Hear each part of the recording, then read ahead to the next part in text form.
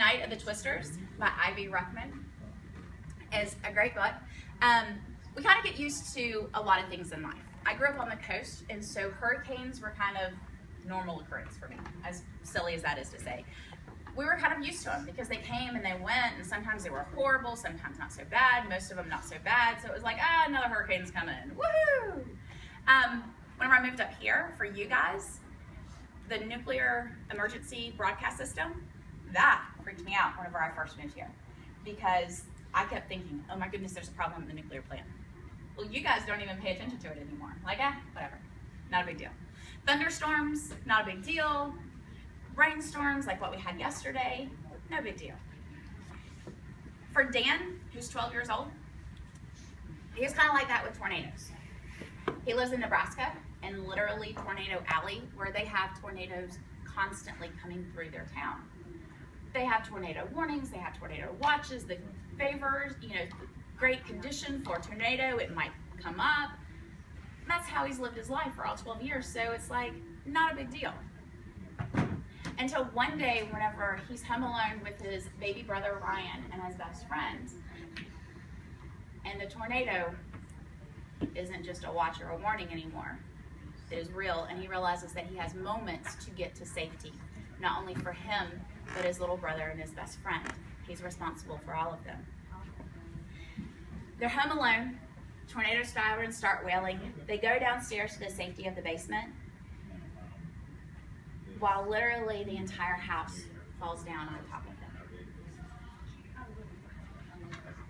You can't go, it's here, can you feel it? The siren quit again as I pulled him back down and threw my leg over him. The flashlight clattered to the floor and rolled away from us. We heard it next. The lull. The deadliest quiet ever, one that makes you think you might explode. The heat in that room built until I couldn't get my breath. Then I began to hear noises. A chair scraping across the kitchen floor upstairs. Your mom's back, Arthur said, pushing at my leg. But I knew it wasn't my mother moving the chair. And the noises got worse. It seemed as if every piece of furniture was moving around up there. Big, heavy things smashing into each other. A window popped, crashed. Another one, glass shattering everywhere right next to us in the laundry room. I pulled a towel down over Ryan and held him tight. If he was still crying, I didn't know it because I was feeling the sucking this time. It was like something trying to lift my body right off the floor. And Arthur felt it too. Mother of God, and he crossed himself. We're going to die. 10 seconds more and that howling, shrieking tornado was upon us. The blanket, I screamed to Arthur's ear. He pulled it down from the countertop and covered ourselves, our hands shaking wildly. I wasn't worrying about my mom then, or my dad, or Mrs. Smiley. Just us. Ryan and Arthur and me huddled together there on the floor. The roaring had started somewhere to the east, then came bearing down on us like 100 freight trains. Only that twister didn't move on. It stationed itself right overhead, making the loudest noise I'd ever heard, whining worse than any jet. There was a tremendous crack, and I felt the wall shudder behind us. I knew then our house was being ripped apart. Suddenly, chunks of ceiling were falling on our heads. We'll be buried, was all I could think.